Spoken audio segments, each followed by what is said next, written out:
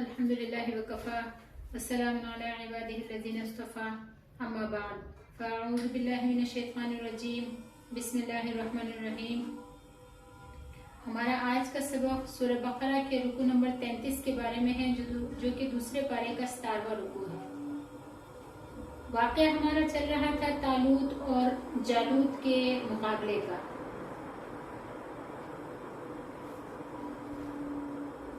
جیسا کہ آپ کو معلوم ہے کہ بنی اسرائیل نے اپنے جو نبی تھے، جو پیغمبر تھے، اس وقت حضرت شموئیل علیہ السلام نے ان سے یہ مطالبہ کیا تھا کہ اگر یہ طالوت واقعی اللہ کی طرف سے مقرر بادشاہ ہے تو آپ ہمیں جو ہے ان کی بادشاہ کی کوئی نشانی دکھا دیجئے۔ تو اللہ رب العزت نے تابوت سکینہ جو ہے وہ طالوت کی نشانی کے طور پر بھیج دیا تھا۔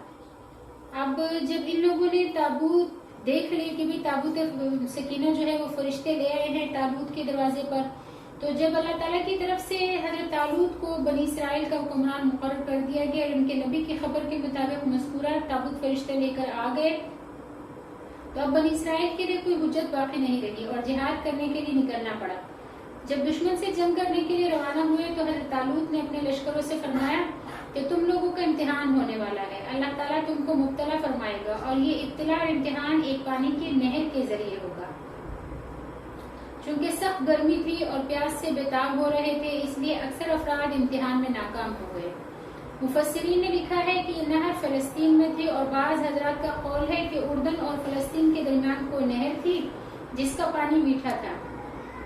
حضرت طالوت نے اپنے ساتھیوں سے فرمایا کہ دیکھو، اس میں چلو بھر پانی پینے تک تو بات ٹھیک ہے، جس نے چلو بھر پانی پی لیا وہ تو میرا ساتھی ہے، میرے آدمیوں میں ہے، اور جس نے زیادہ پانی پی لیا وہ مجھ سے نہیں ہے، میری جماعت میں اس کا شمار نہیں ہوگا۔ چونکہ اکثر افراد نے خوب پانی پی لیا تھا، اس لیے ان کے حوصلے پست ہو گئے اور جی چھوڑ بیٹھے اور ہمت ہار گئے اور کہنے لگے ہم تو آج اپنے دشمن جالوت اور اس کے مقابلہ کا لشکر کرنے سے عاجز اور اس کے اپنے دشمن جالوت اور اس کے لشکر کا مقابلہ کرنے سے عاجز ہیں۔ جس طرح ہمارے یہاں ہوتا ہے کہ رمضان میں ہم اتنا شربت وغیرہ پی لیتے ہیں، اتنا پانی پی لیتے ہیں کہ پھر تراویح کے لیے ہماری کمر ٹوٹی ہوتی ہے، تو اس طرح یہی حال ان لوگوں کا بھی تھا۔ مفسرین نے لکھا ہے کہ جو لوگ طالوت کے ساتھ روانہ ہوئے تھے وہ 70 یا 80 ہزار تھے، ان میں سے تھوڑے ہی رہ گئے جنہوں نے پانی نہیں پیا۔ جن لوگوں نے پانی نہیں پیا تھا ان کی تعداد 313 لکھی ہے۔ یہ تھوڑا سا ایک چلو پانی جن لوگوں نے پیا، اللہ نے اتنے ہی پانی کو ان کے لیے کافی فرما دیا، ان کی پیاس اس سے بجھ گئی، اور جن لوگوں نے ڈٹ کر پانی پی لیا تھا وہ وہی نہر کے کنارے پھیل گئے اور بزدل ہو کر گر پڑے۔ جو لوگ حضرت طالوت کے ساتھ آگے بڑھے اور دشمن کی طرف پیش قدمی کی وہ دشمن کے مقابلے میں بہت تھوڑے تھے، لیکن انہیں یقین تھا کہ ہمیں اللہ کے پاس جانا ہے۔ میدان جہاد سے بھاگنا مومن کا شیوا نہیں، ہمیں جہاد کرنا ہی کرنا ہے۔ رہا یہ کہ ہماری جماعت کم ہے یہ سوال، تو جماعت کا کم ہونا یا تعداد کا کم ہونا اللہ کی مدد کی امید رکھنے والوں کے لیے بات سوچنے کی نہیں ہے، بلکہ بہت سی کم تعداد جماعتیں بڑی بھاری تعداد والی جماعتوں پر اللہ کے حکم سے غالب ہو چکی ہیں۔ صبر اور ثابت قدمی اللہ کی مدد لانے والی ہے۔ مفسرین نے لکھا ہے کہ جب حضرت طالوت کا لشکر دشمن سے جہاد کرنے کے لیے جا رہا تھا تو حضرت داؤد علیہ السلام نے اپنے ایک تھیلے میں چند پتھر رکھ لیے تھے۔ جب دونوں فریق مقابل ہوئے تو جالوت نے کہا کہ تم لوگ اپنے میں سے ایک شخص نکالو جو مجھ سے جنگ کرے، اگر اس نے مجھے قتل کر دیا تو میرا ملک تمہارا ہو جائے گا، اور میں نے قتل کر دیا تو تمہارا ملک میرے ملک میں شامل ہو جائے گا۔ حضرت طالوت نے حضرت داؤد علیہ السلام کو جالوت کے مقابلے کے لیے روانہ کرنا چاہا اور ان کو ہتھیار پہنا دیے۔ حضرت داؤد علیہ السلام نے فرمایا کہ مجھے اس سے جنگ کرنے کے لیے ہتھیار پہننا منظور نہیں ہے، اصل مدد تو اللہ کی طرف سے ہے، اگر اللہ نے مدد نہ فرمائی تو کوئی ہتھیار کام نہیں دے سکتا۔ یہ کہہ کر جالوت سے مقابلہ کرنے کے لیے نکلے۔ جالوت نے کہا کہ تم مجھ سے مقابلہ کرو گے؟ انہوں نے فرمایا کہ ہاں۔ جالوت نے کہا تم تو یہ پتھر اور غلیل لے آئے ہو جس سے کتے کو مارا جاتا ہے۔ حضرت داؤد علیہ السلام نے فرمایا کہ تو اللہ کا دشمن ہے، تو کتے سے بھی بدتر ہے۔ یہ کہہ کر اپنے غلیل سے ایک پتھر مارا جو اس کی آنکھوں کے درمیان لگا اور دماغ میں گھس گیا۔ چونکہ جالوت جو ہے وہ سر سے پاؤں تک پورا لوہے کے خود اور زرہ میں جو ہے چھپا ہوا تھا، لیکن اس کا ماتھا جو ہے وہ بس اتنا ہی نظر آ رہا تھا، جس سے جیسے ہی حضرت داؤد علیہ السلام نے پتھر پھینکا تو وہ جا کر اس کی دونوں آنکھوں کے درمیان میں لگ گیا۔ اس کے بعد جالوت کا کام جو ہے وہ اس ایک پتھر سے ہی تمام ہو گیا اور اس کے لشکر نے شکست کھائی۔ اور اللہ تعالیٰ نے حضرت داؤد علیہ السلام کو حکومت عطا فرمائی. اور بعض حضرات مفسرین نے لکھا ہے کہ ملک سے حکومت اور حکمت سے نبوت مراد ہے. اللہ تعالیٰ جل شانہ نے حضرت داؤد علیہ السلام کو دونوں سے سرفراز فرمایا تھا. شمون علیہ السلام جو اس زمانے کے نبی تھے، ان کی وفات کے بعد حضرت داؤد علیہ السلام نبی بھی بنے. اور طالوت نے چونکہ اپنی بیٹی کی شادی داؤد علیہ السلام سے کر دی تھی، اس لیے ان کی وفات کے بعد جو ہے داؤد علیہ السلام کو بادشاہت بھی ملی. تو اس طرح اللہ تعالیٰ نے ان کو نبوت اور بادشاہت دونوں سے سرفراز فرمایا. تو یہاں پر یہی واقعہ، اسی واقعے کا ذکر ہے. واقعہ پہلے میں نے بتا دیا ہے. اب آگے جو ہے آپ کو آیات سمجھنے میں آسانی ہوگی انشاءاللہ. اللہ رب العزت یہاں ارشاد فرماتے ہیں فلما پر جب فصلہ روانہ ہوئے طالوت بالجنود اپنے لشکر کے ساتھ، قالا تو انہوں نے کہا ان اللہ بے شک اللہ تعالیٰ مبتلیکم تمہیں آزمائے گا بنہر ایک نہر کے ساتھ. فمن شرب منہ جو اس میں سے پانی پی لے گا فلیس منی تو وہ میرا ساتھی نہیں رہے گا. ومن لم یطعمہ اور جو اس میں سے پانی نہیں پیے گا، جس نے اس میں سے پانی نہ پیا فإنہ منی تو وہ میرا ساتھی رہے گا. الا سوائے ان لوگوں کے من اغترف غرفۃ بیدہ جو اس میں سے پی لے ایک چلو ہاتھ کے ساتھ. فشربوا منہ تو پی لیا پانی اس نہر میں سے، الا مگر قلیلا منہم بہت تھوڑے ایسے لوگ تھے جنہوں نے زیادہ پانی نہیں پیا. فلما پس جب جاوزہ آگے بڑھے وہ یعنی طالوت ہوا وہ والذین اور وہ لوگ آمنوا جو ایمان لائے تھے معہو ان کے ساتھ، قالوا تو ان سب نے کہا لا طاقت لنا اليوم بجالوت وجنودہ. وہ جن لوگوں نے پانی زیادہ پی لیا تھا تو انہوں نے کہا کہ آج کے دن تو ہم جالوت اور اس کے لشکروں سے لڑنے کی طاقت ہی نہیں پاتے. قال الذین تو کہا ان لوگوں نے یظنون جو گمان کر رہے تھے انہم ملاقو اللہ کہ وہ اللہ تعالیٰ سے ملاقات کریں گے. انہوں نے کہا یہ وہ لوگ تھے جنہوں نے کم پانی پیا تھا. انہوں نے کہا کم من فئۃ قلیلۃ کتنی ایسی جماعتیں ہیں جو کم تعداد میں تھی، غلبت مگر غالب ہوئی فئۃ کثیرۃ بہت بڑی بھاری تعداد والی جماعتوں پر باذن اللہ اللہ کے حکم سے. واللہ اللہ تعالیٰ مع الصابرین صبر کرنے والوں کے ساتھ ہے. ولما اور جب برزو نکلے جالوت سے مقابلے کے لیے جنودی اور اس کے لشکر سے مقابلے کے لیے، قالو تو کہنے لگے ربنا اے ہمارے رب افرغ علینا ڈال دیجئے ہم پر صبرن صبر، وثبت اقدامنا اور ہمارے قدموں کو مضبوط کر دیجئے، وانصرنا اور ہماری مدد کیجئے علی القوم الکافرین کافر قوم پر.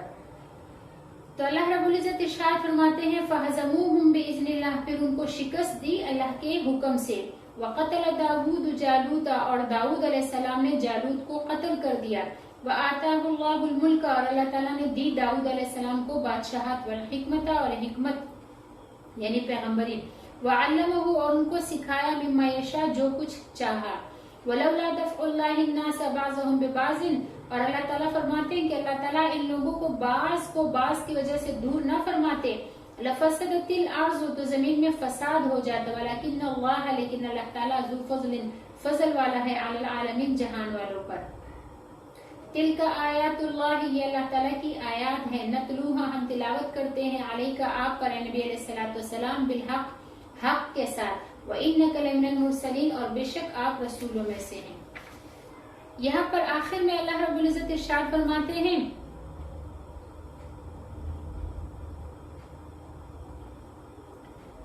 کہ یہ اللہ کی آیات ہے اے نبی جنہیں ہم حق کے ساتھ آپ پر تلاوت کرتے ہیں اور بلا شبہ آپ پیغمبروں میں سے ہیں.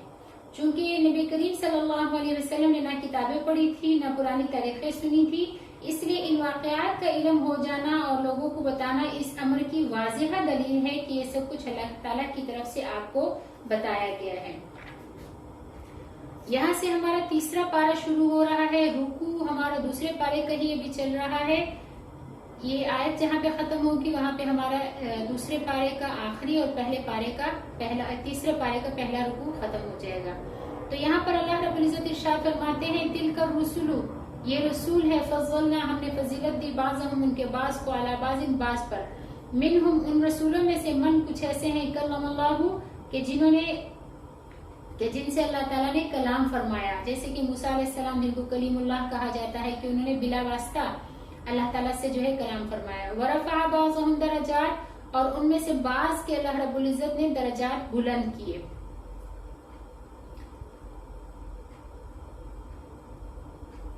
انبیاء کرام علیہ السلام کی ایک دوسرے پر فضیلت بیان کرتے ہوئے ورفع بعضهم درجات بھی فرمائے، یعنی بعض انبیاء کی درجات دوسرے انبیاء بعض انبیاء کے مقابلے میں زیادہ بلند فرمائے۔ صاحب روح المعانی لکھتے ہیں کہ یہاں بعضهم سے سرور عالم حضرت محمد رسول اللہ صلی اللہ علیہ وسلم مراد ہے کہ اللہ تعالیٰ جل شانہ نے آپ کو وہ خواص علمیہ اور عملیہ عطا فرمائے ہیں کہ زبانیں ان کو پوری طرح ذکر کرنے سے عاجز ہیں۔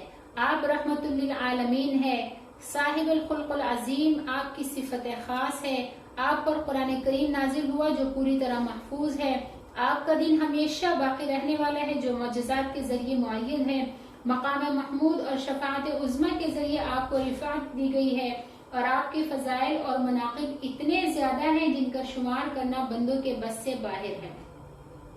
حضرات علماء کرام نے آپ کے معجزات اور مناقب اور خصائص پر مستقل کتابیں تالیف کی ہیں۔ حافظ جلال الدین السیوطی کی کتاب خصائص الکبریٰ اور امام بہیقی کی کتاب دلائل النبوہ کا مطالعہ کیا جائے تو یہ بہت وسیع کتب ہیں، اور یہ جو آخری ذکر کتاب ہے دلائل النبوہ یہ 7 جلدوں میں ہے جو کئی ہزار صفحات پر مشتمل ہے۔